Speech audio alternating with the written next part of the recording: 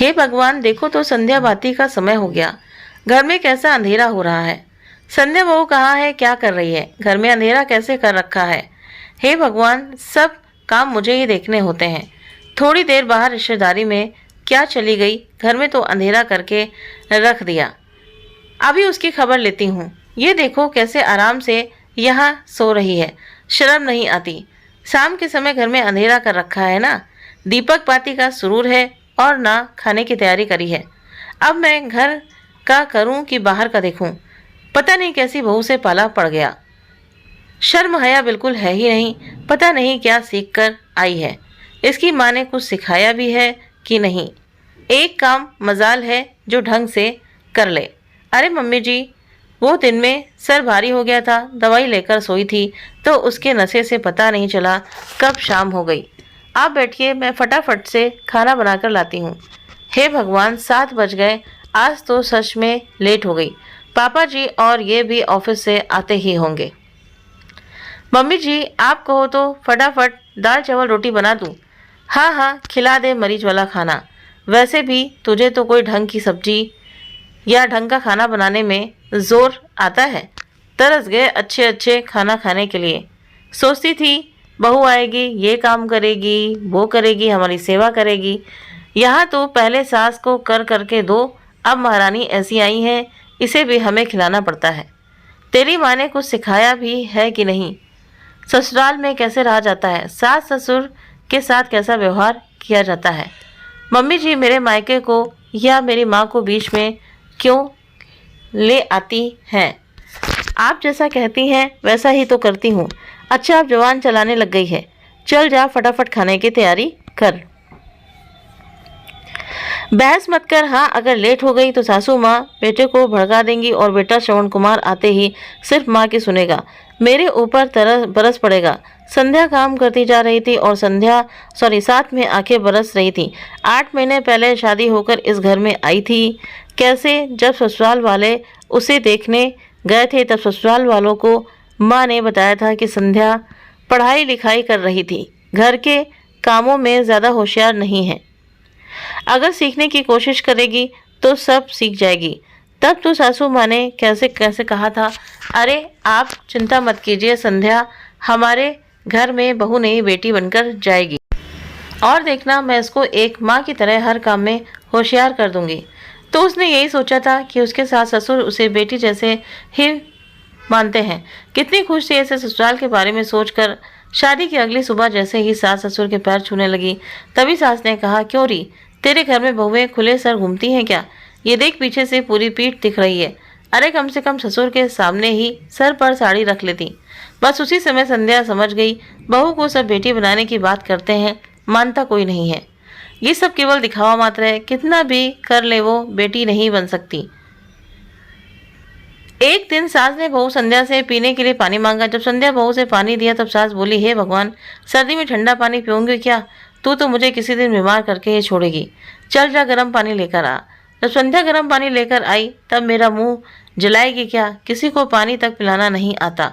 तेरी माँ ने यही सिखाया है क्या। हर छोटी छोटी बात पर सास ऐसे ही भड़क जाती। अगले 2-4 दिन बाद संध्या जब नहाने गई तो उसने देखा बाल्टी भर के कपड़े धोने के लिए रखे हुए थे, पर वो नहीं समझी और नहा धोकर बाथरूम से जैसे ही बाहर आई सास का फिर प्रवचन चालू हो गया। हे भगवान, तुझे बाल्टी भर के कपड़े नहीं दिखे, इनको कौन धोएगा। तेरी माँ, पर माँ मुझे नहीं पता था इतने सारे कपड़े मुझे धोने हैं, और वैसे भी मैंने इतने सारे कपड़े कभी नहीं धोए। देखो तो महारानी को, क्यों इतने कपड़े धो लेगी तो क्यों तेरे हाथों में छाले पड़ जाएंगे। तेरी माँ ने तुझे ये भी नहीं बताया कि ससुराल में जाकर सबके कपड़े बहू को धोने होते हैं।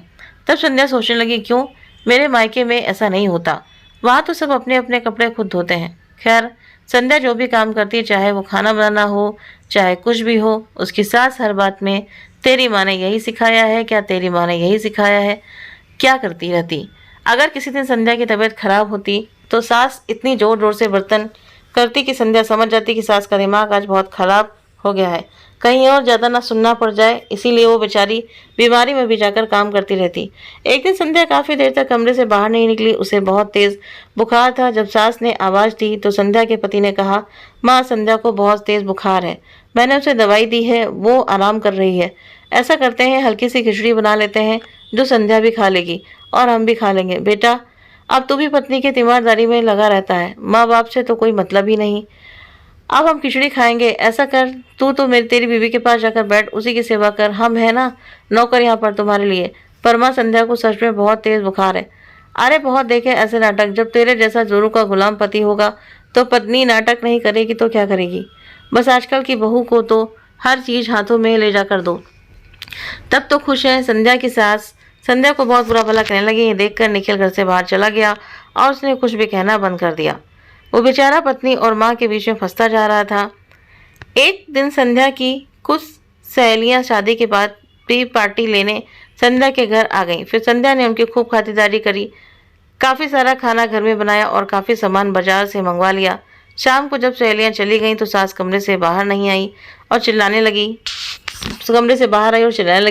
ये घर को क्या होटल समझ रखा? जब देखो तब कोई ना कोई तेरे यहाँ से उठकर चला आता है। आज के बाद मना कर देना तेरी सहेलियों को। इतना सारा तो खर्चा कर दिया और घर का काम भी बढ़ा दिया। तेरी माँ ने तुझे कुछ सिखाया नहीं। ससुराल में मायके वालों को ज़्यादा आना जाना अच्छा नहीं लगता।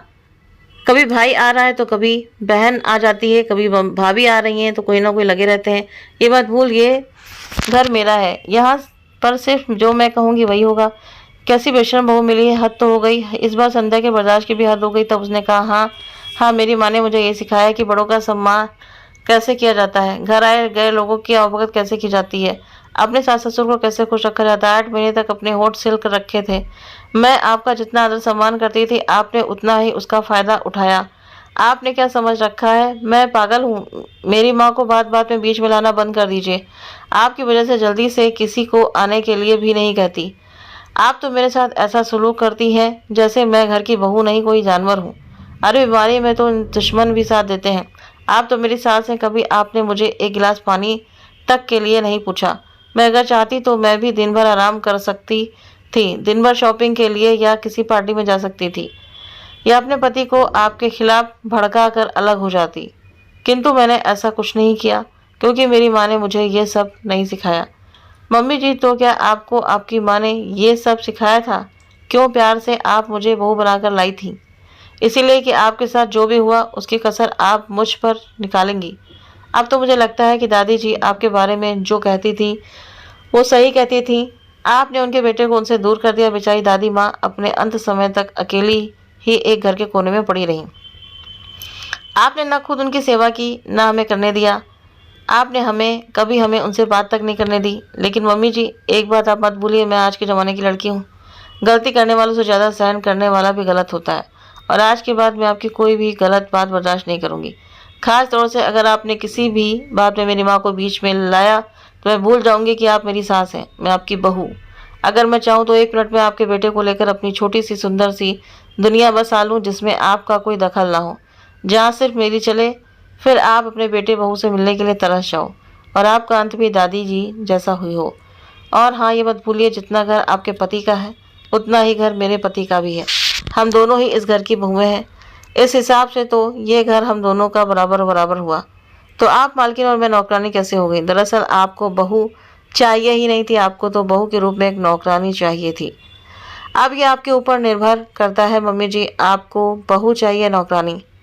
आज संध्या के मुंह से ऐसी बातें सुनकर सास अवाक रह गई, क्योंकि जिसने उसको बकरी समझा था वो तो शेरनी निकली। और अब इस शेरनी से बच के रहने में ही भलाई है। किसी के भोलेपन का नाजायज़ फ़ायदा भी इतना नहीं उठाना चाहिए। तो दोस्तों, अगर सास बहू को बेटी समझेगी तो बहू भी कहीं ना कहीं सास को अपनी माँ समझेगी। लेकिन अगर वो इस तरह के ताने देती रहेगी कि तेरी माँ ने क्या सिखाया, बार बार वो मायके का नाम लेती रहेंगी, किसी भी बेटी को ये मंजूर नहीं होता कि उसके ससुराल पक्ष के लोग उसके मायके वाले को बार बार ताने दें या कुछ ऐसी बात कहें जिससे बेटी को बोलना पड़े अपने ससुराल में। तो इसीलिए सास बहू का जो रिश्ता होता है वो बहुत ही नाजुक होता है। तो इस वजह से अगर सास चाहेगी बहू को अच्छी तरीके से रखना बेटी की तरह, तो वो ज़रूर रहेगी। तो उम्मीद करते हैं कि आपको ये कहानी ज़रूर पसंद आई होगी। वीडियो पसंद आया हो तो वीडियो को लाइक करें, शेयर करें और हमारे चैनल को सब्सक्राइब करना ना भूलें। मिलते हैं आप सभी से नेक्स्ट वीडियो में। Thank you.